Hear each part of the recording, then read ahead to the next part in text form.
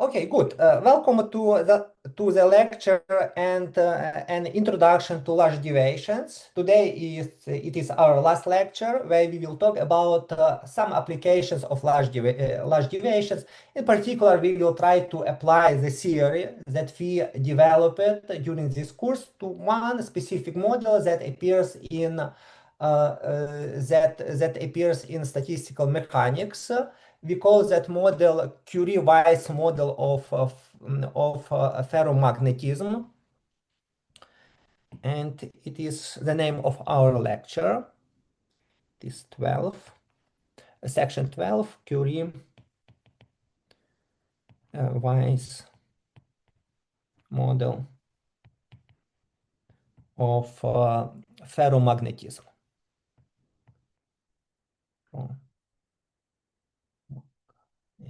Okay.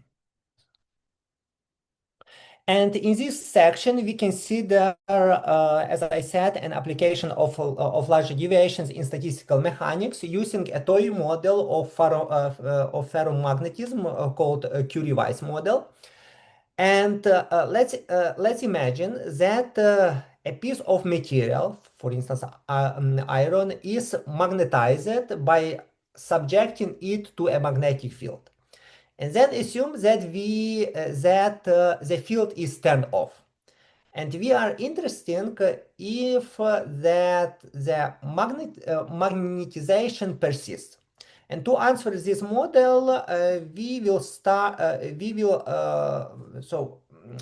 try to build first of all some simple mathematical model called Curie-Weiss model, and then we will try to answer this question using the theory of large deviation principle. Therefore, we need to start first of all from the description of the mathematical model. And here idea is the following.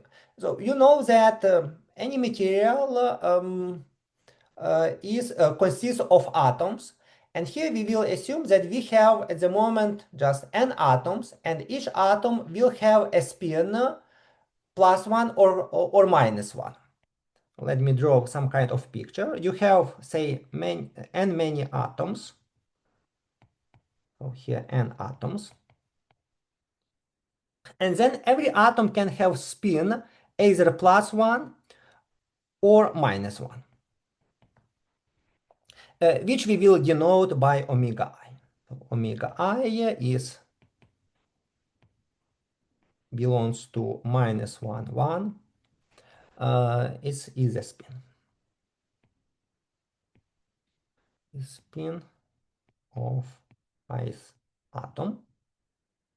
And this spin will define the direction of the vector field. And now we will consider the configuration space, or we will consider the collection of all spins of vector of atoms that will be described by one vector that is omega 1 and so on omega n. That belongs to omega n, that is the product space of the set -1, 1 to the power n. So in another words, it means that you just put all coordinates or all spins together. They are numerated, and every coordinate it is accordingly plus or -1. And then to describe this ferromagnetic model, we will need to first of all define energy, which will tell us which configuration is more likely and which configuration is less likely. For that, we define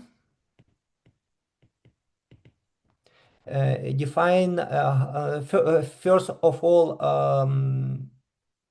so Hamiltonian. It is a function. So define Hamiltonian. It is a function on the configuration space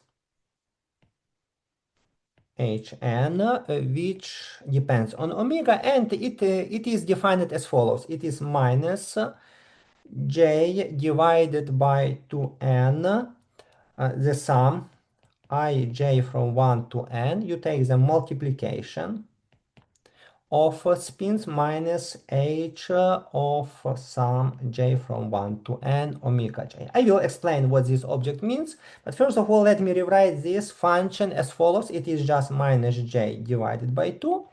And then here we have the sum. And so here is a from 1 to n omega I to the square. We will put here 1 over n, and when we will open the brackets, you will see that the first term here is the same as term here, but everything what we will need to do, we need to also only multiply additionally by n. Oops, I'm sorry, it is divided by 2. Minus, and here you have nh, and then you have 1 over n, the sum from 1 to n omega j. Actually, you have the empirical mean square, and here you have just the empirical mean. And the physical meaning of these terms is the following. So here j is j is a positive complete.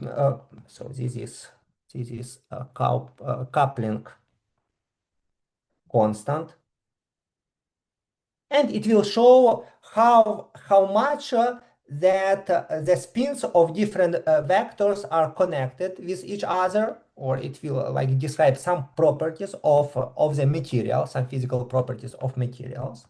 And h from r, that it could be positive or negative number, will describe the external magnetic field. If the field is external magnetic field is positive, it means that we have, so that external magnetic field is directed in this direction, it is h. If it is negative, then therefore in another direction, it is external. No. It is external magnetic field. For instance, if h is equal to 0, it means that we have no external magnetic field. But if h is positive or negative, it means that we put our material to some magnetic field. And now the idea is that actually nature wants to minimize the energy, and therefore the configurations will be more likely if this function is smaller. For instance, so if you just consider this function here, let's assume that you don't have that term, that there is no external field, and you have only this term, and therefore you see that actually this function will take the smallest values in the case when all spins are directed in the same direction, because in that case the empirical mean will tell that we will have the maximal value, and it can be or plus 1 or close to plus 1 or close to minus 1, but you put square, so therefore it will be positive, and then you have here minus. So therefore, I mean, minimizing the energy, it would mean that the configuration that you will that the configuration is more preferable if they are mostly directed in the same direction. And actually, this fact mathematically can be described by a Gibbs measure. So actually, we can say that, okay, let's consider just the measure on spin that is a uniform measure. Let's define Pn of omega. It is a probability that omega will appear, and it will be 1 to the power 2, 1 over 2 to the power n. It means that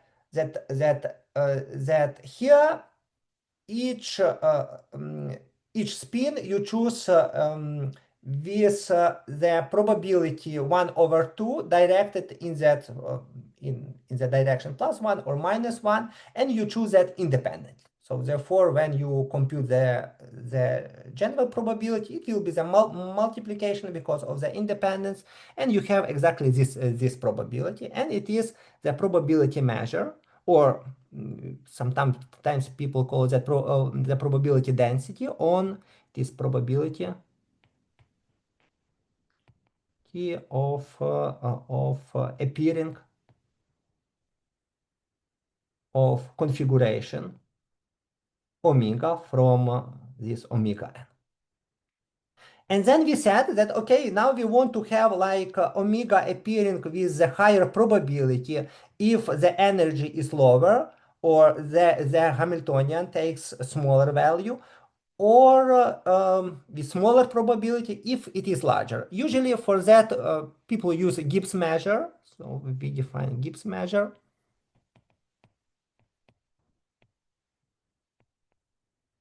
For n spins. That is gamma n of omega. It is you take e to the power minus beta divided multiplied by the Hamiltonian of omega, and then you multiply that by this probability of omega. Actually, now you consider you assume that now your new measure has a density which is that function, which is the exponential function with Hamiltonian here, with respect to the uniform distribution. And to have that, this is at the moment not a probability measure, so therefore you need to normalize that. You just need to put here Zn.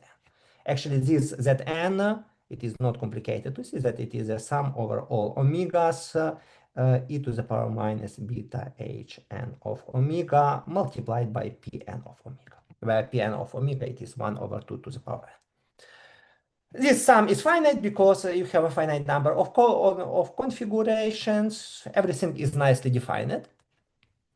And here you have one more parameter, beta plays role the inverse temperature. It is inverse temperature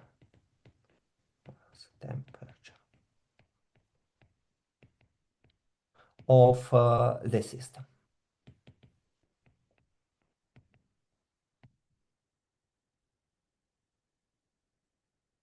By the way, I also want to pay your attention on the case, what happens when you have external field. For instance, assume that we have the external field that is positive. Then the vectors, then you have this h, roughly speaking, is directed, so in this direction. And then just taking into account or considering this Hamiltonian here, still this term will be the smallest one in the case when all spins will be the same, or so many of atoms will be directed in the same direction. But then also you will have this term.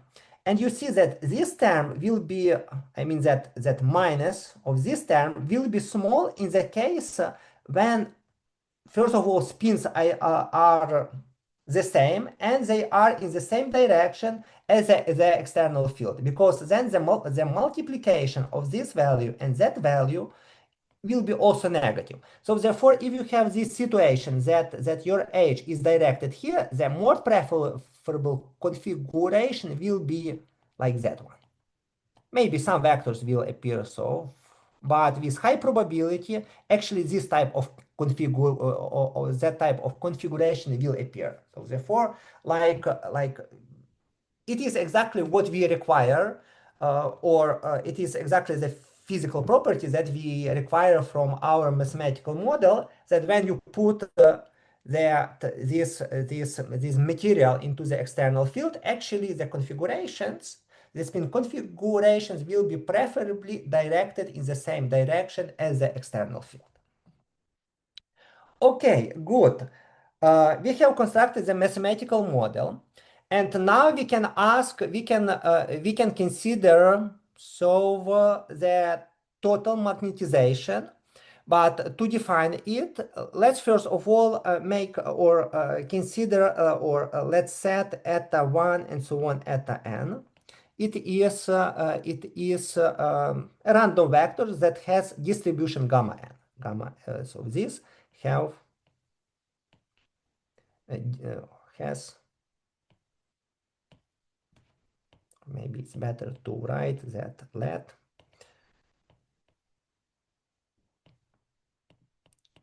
atom, that is eta 1 and so on with eta n, have distribution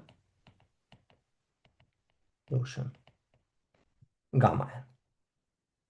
Actually, this eta, it describes what spins are for that for these ferromagnetic models, and we are interested in the total spin that is we define as n. It is just the sum of all spins gamma I, and it is the total spin. Total spin. And we defined, we also can consider either the total spin itself, or we can consider the expectation later of that.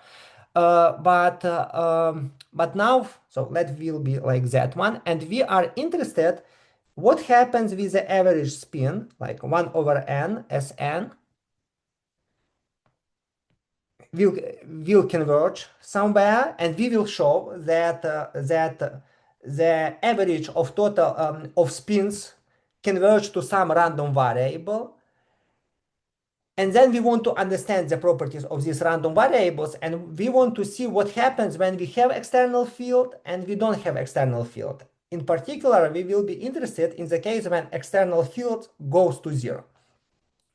We will show later that it converges to some m, which will depend on beta, h, and also j here. And we also will ask ourselves, okay, what happens when h goes to 0? Plus 0 or minus 0 or to minus 0. So it means that, okay, we have like our material in the external field, and then we turn off the field. So it means that h goes to 0. And then we want to see what happens with the limit of of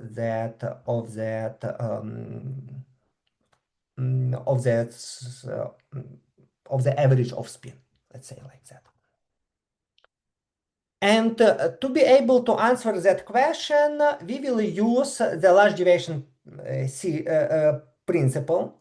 You know also that this looks a lot like the expression in the law of large numbers, where you have your random variables, you sum them, and then you divide them by 1 over n. It is similar what we consider here, but now the problem is that you see that we started with independent distribution. I mean, random variables which have this distribution is independent. But now you consider the density, you consider the new distribution with density, and this term here, it breaks the independence between random variables. So therefore you cannot use here the law of large numbers and say, okay, according to the law of large numbers, we have some limit. You need to be here more careful. But you should remember that in the first lecture, when we discussed the Toyn-Cotsing model, we also concluded that having the large deviation principle, we also can understand we can actually get the law of large numbers. We can investigate this limit and show that this limit converges somewhere, and we also can precisely define this limit.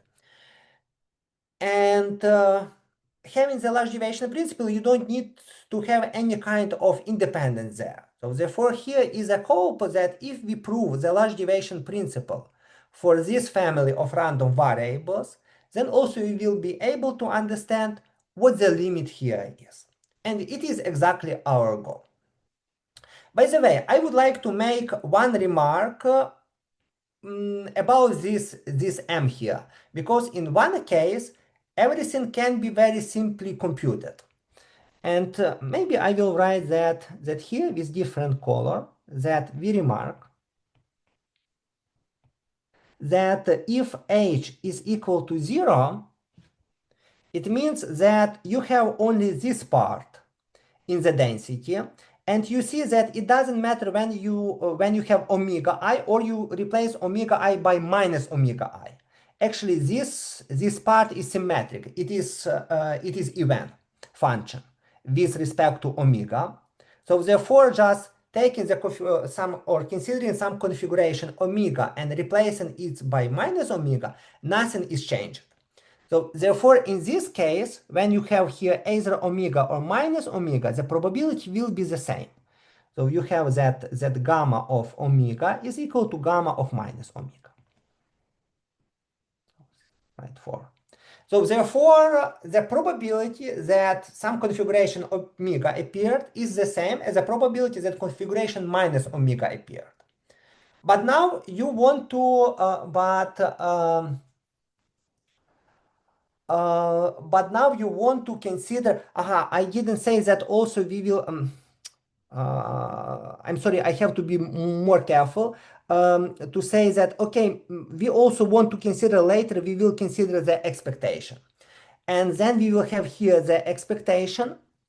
And therefore, this term here, the expectation in this case,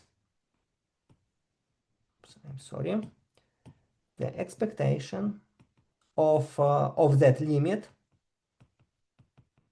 will be equal to 0 because you have the symmetric case.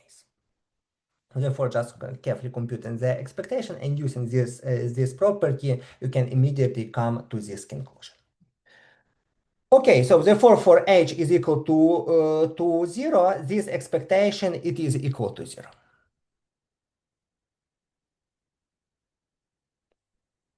Then we will start with the following proposition.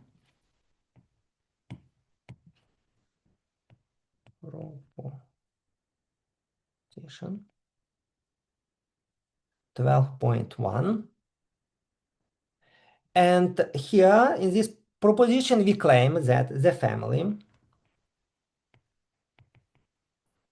1 over n Sn larger or equal than 1 satisfies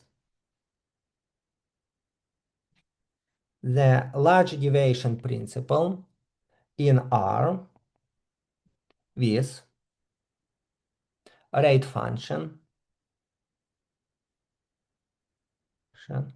that is defined as follows. I of x, it is 1 over 2, 1 minus x, and then you have logarithm 1 minus x plus 1 over 2, 1 plus x, logarithm 1 plus x, very similar to the case of Bernoulli distributed random variables.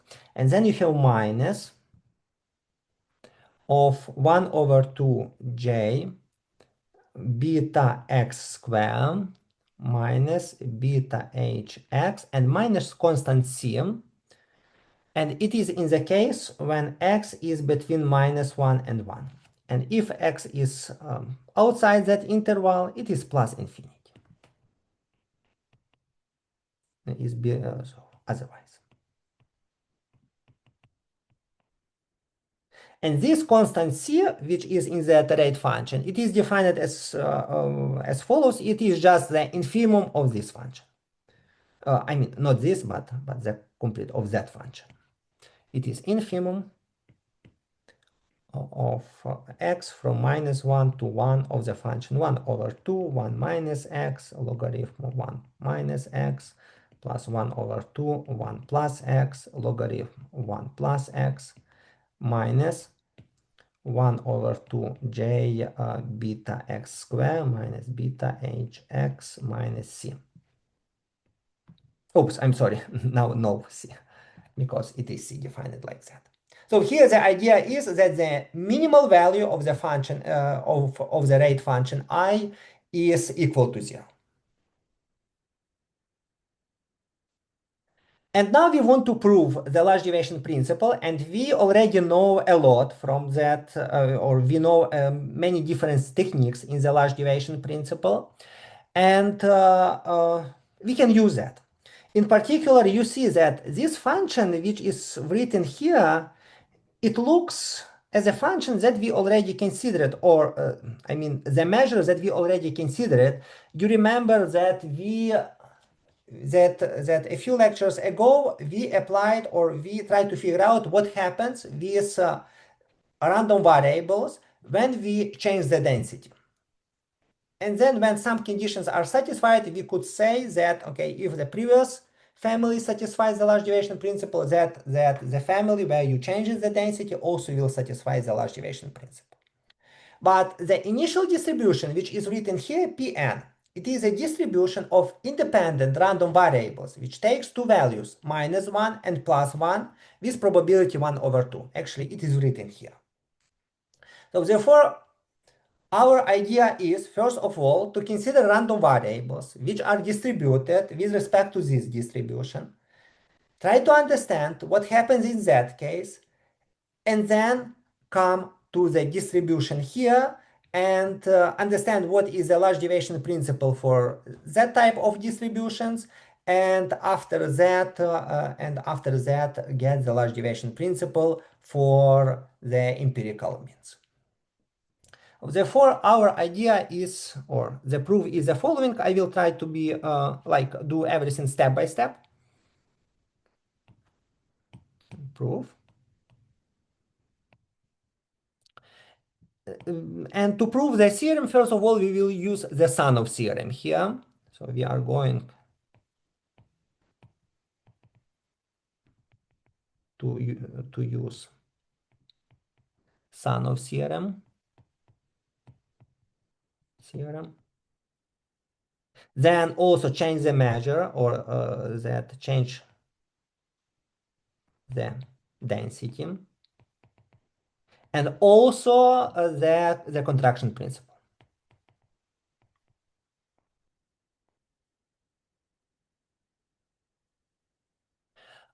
And for that, let's consider first of all, because you remember that we formulated Sanov theorem in the easier form in the case when random variables take a finite number of values. So therefore, we do what we did before. We set u, it's the values of random variables, and it is +1 and -1. It is -1 and 1. And so let psi I, so I from 1 to n, be random variables, or be canonical random variables on the probability space omega n. Sigma algebra, it is a sigma algebra of all subsets of omega and the distribution Pn. In particular, it means that psi I of omega, it is equal to omega I, for omega belonging to omega n. And then with respect to this distribution, when you compute the probability that omega I is equal to -1 or +1, you will have the probability 1 over 2. So therefore, this implies in particular that psi 1 and so on up to psi n are independent random variables with the probability that Pn of psi e is equal to +1 is the same that Pn psi I is equal to -1, and it is equal to 1 over 2. After that, we defined the empirical distribution. So we consider the empirical distribution mu n that is equal to 1 over n, the sum k from 1 to n delta psi k, that n from n. And now we define that new distributions that we denote by nu n as follows: P of nu n belongs to A. It is equal to um, of 1 over Zn, and then E. Zn is a normalizing constant, and here you have e to the power. Maybe I will do that on the new page.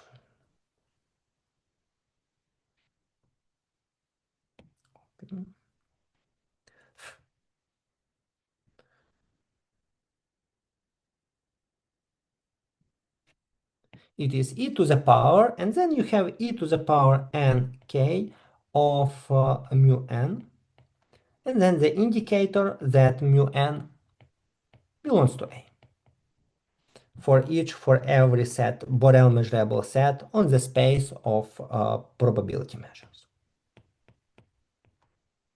on U. When this function kappa mu, it is equal to j. What I want to do, and I want to just remark that that look, actually what is written here in the Hamiltonian. In the Hamiltonian, I will copy that part.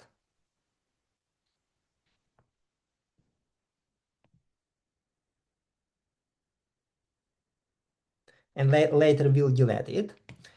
Here you have the integral of, you remember that your psi I, it is equal to omega I.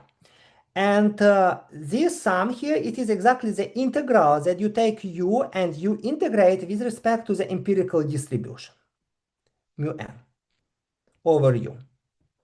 Because then in this case, it is exactly 1 over n, and then you have that you see that this mu is defined like that. Therefore, the integral of u, it will be exactly the sum of psi e or omega e. And it is what is written here. And here also is the integral. So therefore, here writing the density here, we want to put also or write the same function which we saw here. Therefore, we see here minus beta and then hn. But hn is written here, and this term, it is exactly the integration with respect to mu n. So therefore, this kn here, it should be like that. It is j beta, oops, I'm sorry, beta divided by 2. And then you have integral of u mu du square plus h beta integral of u mu du. Okay, and Zn is a normalizing constant. So in particular, you see that if you take the mu that is the empirical distribution, in particular, it is exactly what I said. When you take here mu of omega, then what you will have? You will have exactly j beta divided by 2, 1 over n, the sum omega I from 1 to n to the square, plus h beta, the sum omega I from 1 to n. So it is what we wrote here. But also with beta and also plus. Why plus and beta? Because you see that in the exponent we also have the h multiplied by. So therefore, this everything, it is actually it is almost your k, only without this n, because this n we wrote separately here. Okay, good. Just keeping this in mind.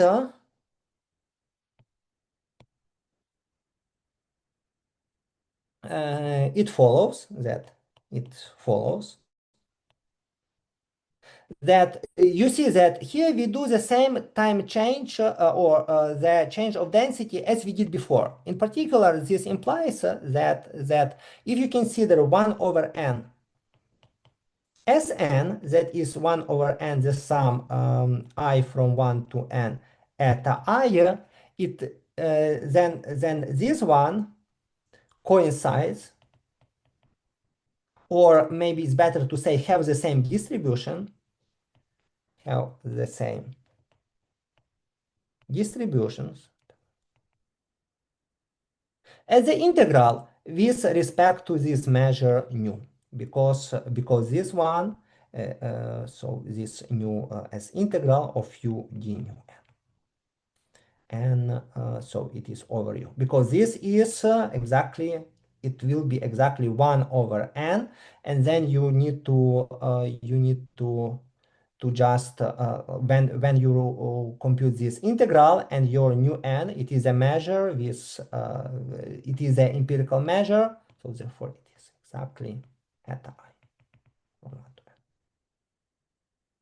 So therefore our idea is the following. First of all, we want to show the large deviation principle for the empirical distribution, and we can simply do that because we know what the xi k are. They are independent, and then we have the Sanov theorem, which actually answer the question: what is mu n? What is the large deviation principle for mu n?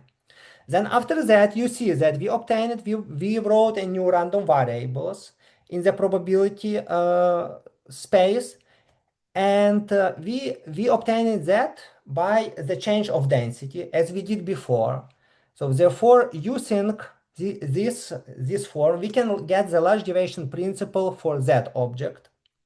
And after that, we get the large deviation principle for the integral of the measure, which is a continuous function. So first of all, the large deviation principle for mu n. By Sanov's theorem, we have that mu n satisfies the large deviation principle in the space of probability measures on U with rate function that is h of rho given mu, and that it is equal to. But let me say that first of all that this mu is distribution of random variable xi e is distribution of xi e, and it is defined by, so this mu, it is 1 over 2 delta minus 1 plus 1 over 2 delta 1. Right? Because this random variable takes the values minus 1 with probability 1 over 2 and value 1 with probability 1 over 2 as well. And rho actually, it is also the distribution of it is a probability distribution on U, but U takes two values, therefore you have only two atoms at point minus 1 and 1, and the first atom can have some mass, and therefore the second atom must have the mass 1 minus the mass of the previous one. So therefore this rho we can identify with, say, with U as follows. It is just, or y, it is delta minus 1 plus 1 minus y delta 1. So every probability measure on U you can write in this form, where U it is any number from from 0 to 1, because it is a mass of the first atom minus 1. And therefore for this y, it is an empirical distribution. We know what the empirical distribution is, and now I will just write the answer what it is, and I left it for you just to check it that it is correct, that for this specific rho y it is logarithm 2 plus y logarithm y plus 1 minus y logarithm 1 minus y.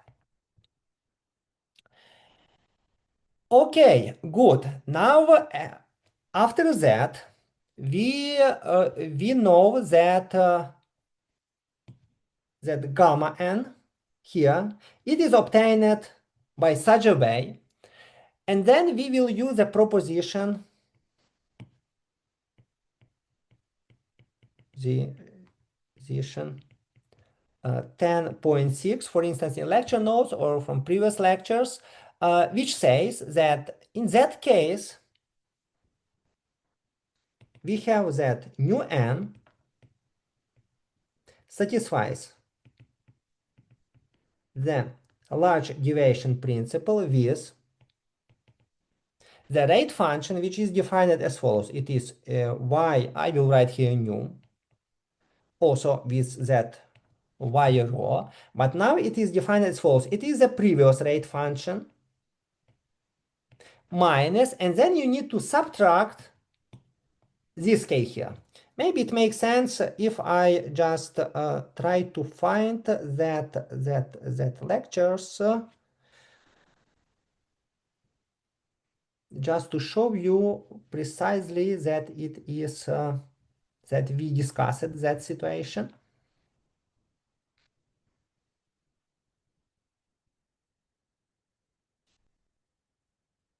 But I'm not sure that whether I will be able to quickly find it. Okay, it is this statement.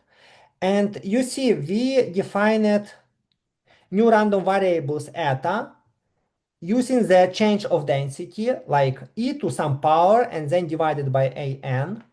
But in our case, an, it is 1 over n. So therefore, we have n and then kappa. And we have this term. And you see that then the large deviation principle, it is a low old rate function. It is a function kappa minus and then the integral. Everything what you need that this kappa must be bounded and continuous.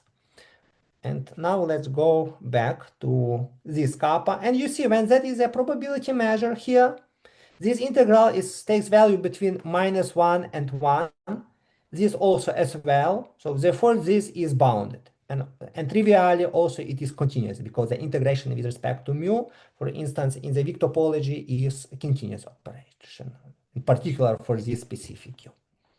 So therefore you can apply that proposition and you can get k of rho y minus, and then you have infimum over all, say, rho from the space of probability measures on U. And then you have h of rho given, so just mu minus k of rho. And now we want to compute, just we want to plug in everything, but you see that kappa, it is the integral which is written here with respect to mu. And you know what the mu is because mu it is now, it is that term here. I'm sorry, it is that mu. It is given by this one. So therefore, everything you can compute. Oh, I'm sorry. Once again, this kappa of rho y, and you know what rho y is. So therefore, this k you can compute because k it is just for rho y. Here you have rho y, and here you have rho y. So therefore, you just can precisely compute that term, and you will get the following. I will just write the answer. It is logarithm, and here you have plus y, logarithm y, plus 1 minus y, logarithm 1 minus y. Then you will have, from kappa, you will have the following term. It is j beta over 2 as before, but now you will have integral square. But if you compute the integral of u with respect to the measure rho y, you will see that it is 1 minus 2y to the square minus h beta 1 minus 2y. And then you will have infimum plus minus infimum rho y, but actually it is infimum over all y from 0 and 1. And then here you will have the same expression as before the infimum. And then to make the last step in the proof, you need to just say that now using or applying the contraction principle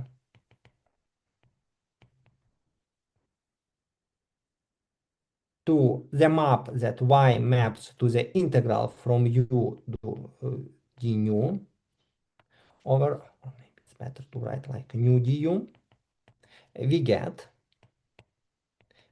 that 1 over n Sn, that actually is these integrals of u nu n du satisfy the large deviation principle in the large deviation principle with rate function I of x that is defined as follows. It is just the infimum. It is just the infimum of all previous rate functions. It is z1 rho y, such that you take the infimum over the all rho y, such that this integral u rho y du, that is, when you just carefully compute, it is 1 minus 2y, is equal to x for y from 0 to 1. And when you will compute that, just infimum, you will see that, okay, that happens, this equality happens only for contric, you have only y between 0 and 1 only when x is from minus 1 and 1, and only for that case you will see that, okay, then y you can precisely like find from this equality, and then it is the same that you will write here rho y, and so the rate function is the point 1 minus x divided by 2. And when you take this rate function, you will plug in it, and you will compute this rate function in that value. You will have exactly the rate function when you saw in the statement. I was ambitious fast, a little bit fast here, but I hope that you could follow me. And this computation also you can find in the lecture notes.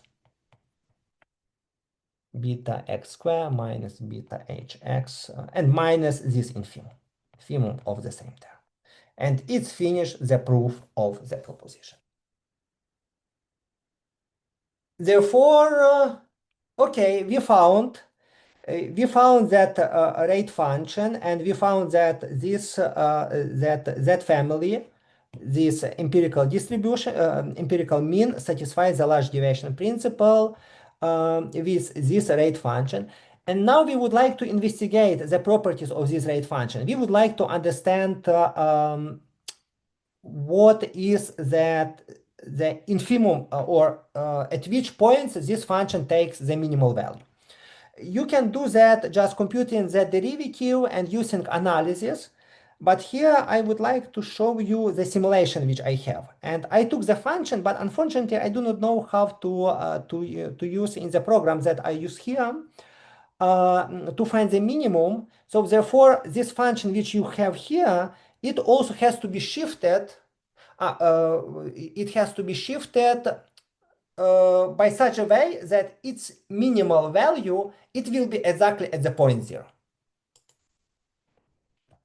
And now look what happens when I start playing with my parameters. When, for instance, I take the parameter beta, which is the inverse temperature is quite small, or temperature is large, then you will see only the one minimum point. I can change the external field, and for that external field, you will see also one minimal point. So it is that point, for instance. Also, you can also play a little bit here, but doesn't matter at the moment.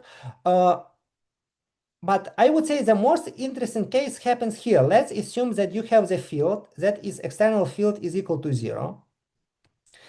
And then you just start to increase the inverse temperature, or make the temperature small. Then you see what happens. This function will start, this function has two different minimal points. It is here and it is there. But if it happens that the age, that the external field increase or decrease, it is not 0, then still you have only one minimal point. So two minimal point happens only in the case when h is equal to 0. So let me summarize this in the following proposition.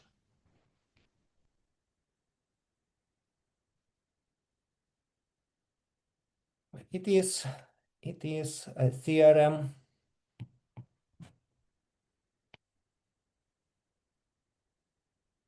12.2, which says the following, that let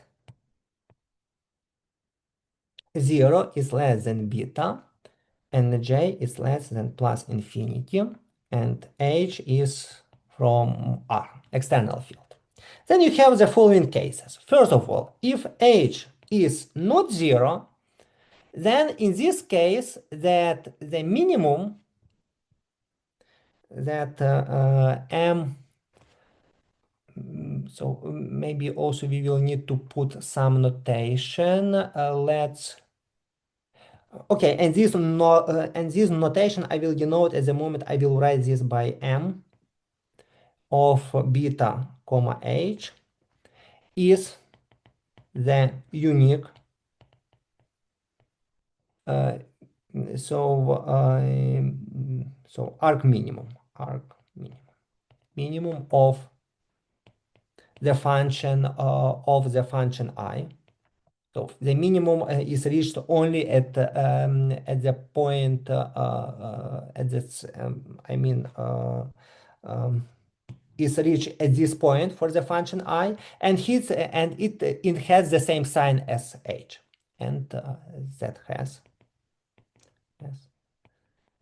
the same sign as h. And second, then if let h is equal to 0 and beta is smaller than j minus 1, then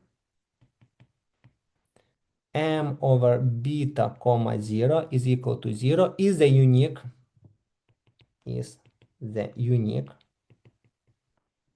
solution of 12 of oh, no, I'm sorry, it is also the unique minimizer of I. And in this case, when you consider m so beta comma h tilde, it goes to 0 as h tilde goes to 0. So the situation is the following. Beta is quite small. Let me go back to the picture. So here beta is quite small. And then you see that the minimizer, it will be unique. And when you make, for instance, h negative, the minimizer is from the left-hand side here. And when you go to 0, that point will go to 0. And the same for the right-hand side. But if beta is quite large, then the following situation happens. Also, you have like the unique when h is not 0, but when h is 0, then you have two minimizers. And we should write that here. And then the third is that let h is 0 and beta is larger than j minus 1, then there are two minimizers.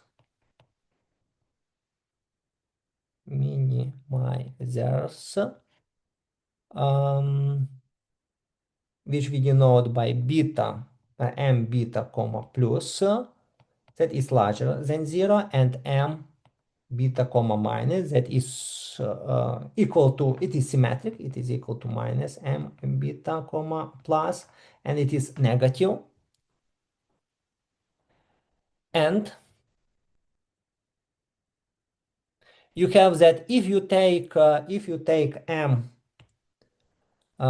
beta comma h tilde, that is limit h goes to so h tilde goes to 0 plus, then this will be, you will get that point, m plus beta. And when you compute the limit from the left-hand side, then I will motivate that result in terms of the Curie-Weiss model. If from the left-hand side that you have the limit beta minus. Later, we will also show that the empirical mean actually will converge to the minimizer, especially when it is unique. So therefore, this m, it plays the role of the limit, or will play the role of the limit 1 over, so let me write this here, 1 over n as n. We will also conclude just in a few minutes that this is the limit of beta comma h. In particular, if h is not zero when you have a unique minimizer, for instance, like in that case. So therefore, look what happens. Oops. When you consider that mathematical model, you consider n atoms. You computed the empirical spin, or like the average of all spins, and then you pass to the limit, or you just assume that, okay, we have more and more atoms, the number of atoms goes to infinity, and then you will get something in the limit. And this something, it will be exactly m beta h. And if h is not zero, it means that this situation, or this model, or this material that for which you build a mathematical model, it was in some external field. And then you start to then you switch off this field. So for instance, that external field was directed, like was positive in this direction, and then you make this external field weaker and weaker. So h goes to zero. And when it happens like that, it is here. Then you see that, okay, in the limit, you will get some positive number. That would mean that when you switch off the field, still the magnetization remains. In the case when the inverse temperature is quite high. And the same happens when the field is directed in different direction. After the switching the field, you get that limit doesn't go to zero, but still the material is magnetized because it is defined by this one. Of course, if there is no external field, if it is h is equal to zero here or there, okay, I mean, in the limit you need to be careful. Okay, and now like to just express that, let me formulate the proposition. And the proposition is the following: 12.3. Suppose that h is not zero, or h is equal to 0 and beta is less or equal than j minus 1, then 1 over n Sn goes to m divided by beta a comma h to that number. And the second, if h is equal to 0, you don't have a field, but the inverse temperature is quite high, or the temperature is low, then you have that 1 over Sn here, 1 over n Sn will not converge anymore to a constant, but it will converge to a random variable zeta weakly, when you have that the probability that zeta is equal to the first magnetization is the same as the probability that zeta is equal to the second one, and is equal to 1 over 2.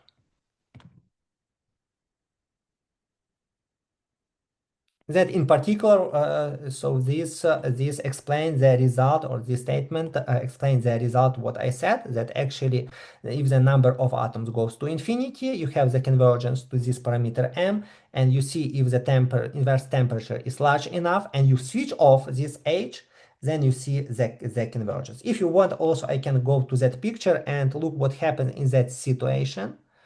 You see that this is a minimal point. But when you start to making this h going to 0, you see that the minimal point will go exactly to the minimal point, which is here. So therefore, you will have the convergence to the point, so which are here. And it is m plus. And the same happens when your h is negative, then the minimal point also will converge. Okay, good. Now a few words about the proof. Unfortunately, I don't have much time, but the proof is quite simple when you have the large deviation principle and when you investigated the minimal points of the rate function. Because here, everything what you need to do, for instance, for the first case, proof, you need to consider First of all, let's compute the probability. N goes to infinity. 1 over n, the probability that 1 over n, Sn minus m beta comma h is larger or equal than epsilon. We have even better situation. We have the convergence in probability. Then this probability, it is, you see that this here, it means that 1 over n Sn belongs to the closed space f, where f it is the set of all points x such that x minus m beta h is larger or equal than epsilon. Because this belongs to z, to this set f, where f is defined like that, it is exactly what is written here. But this f is a closed set. It's closed. And you know by the large deviation principle that the upper limit is less or equal than minus infimum over that set f. It is x minus m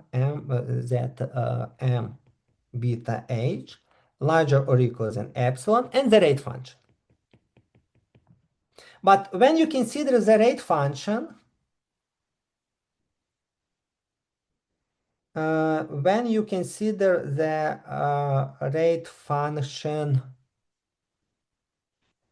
here, so let me go back to that one. So it is, let's say you have the situation that h is not 0. We are in the situation that we have only unique minimizer. Let me see when I can take, or maybe I will try to sketch that picture. You have the following situation as you saw there, but we said that we need to make the function just move to 0. It is the rate function. And then you have this point, the minimum, it is m beta comma h. Then you take epsilon. Epsilon is, for instance, here. And you consider all x such that difference is larger or equal than epsilon. Actually, you compute the infimum of the function, but only over this interval.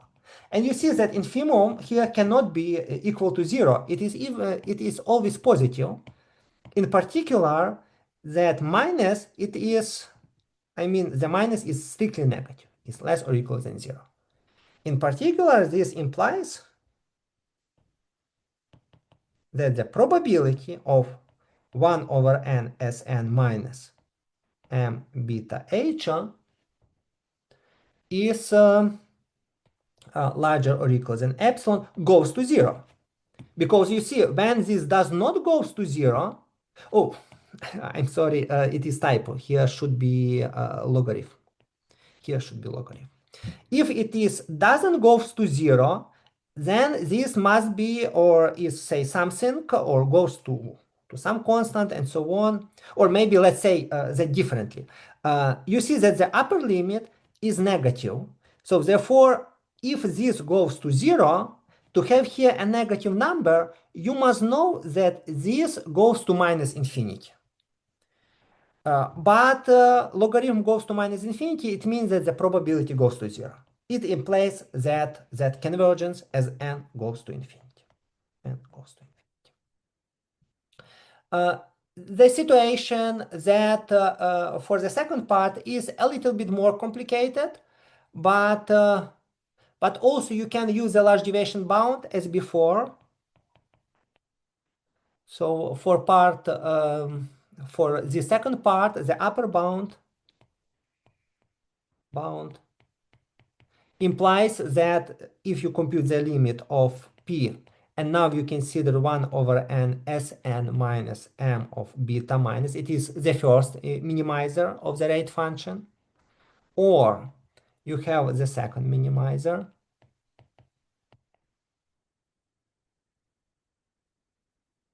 then this probability is equal to 1. Here, note that I put here strictly less than epsilon. Here you have 0 because here you have larger. And also concluding that your distribution is symmetric, then from the case that gamma n of omega is equal to gamma n of minus omega, it follows that Sn is symmetric, and therefore there is no choice. You must have that the limit when n goes to infinity of the probability that 1 over n Sn minus m beta minus is less than epsilon is the same. It must be the same as the limit n goes to infinity. The probability that 1 over n Sn minus m beta plus is less than epsilon, and this probability is 1 over 2. Because the sum must be equal to, must go to 1. And the probabilities are the same. Okay, this in particular implies that over n Sn weakly converge to z. Weakly. And this finish the proof of the proposition. Okay, just summarize everything. What we did here, we considered the mathematical model of where we describe that we try to describe the magnetic field of that, or the behavior of magnetic field of some material which was put into the external field, and this we described via this m that was defined as an average of that of all directions, say like that, in the case when a number of atoms goes to infinity. And then we showed then in the case when the inverse temperature is quite large, then the spontaneous magnetization will happen. In particular, it means that when you will put your material into the external field, when you take H that is positive, for instance, and then make send this H to 0, but you will see that the field will not disappear. It will converge to the constant, which is strictly larger than 0. And the same for the another direction. And you see how here we could use the large deviation principle, because the large deviation principle, using the upper bound, we could easily get the law of easily get the law of large numbers for these random variables. But to get the large deviation principle for the empirical distribution, we had to use the theory that we developed during this course. There are, of course, many other applications, but unfortunately we don't have time and possibility to discuss it. Therefore, if you like the topic, I would like to offer you just to go to some literature about that, and you could learn much more than we did here. It is everything what I was going to tell you today and also during this course. Thank you so much for the participating, and all the best. Okay, then bye.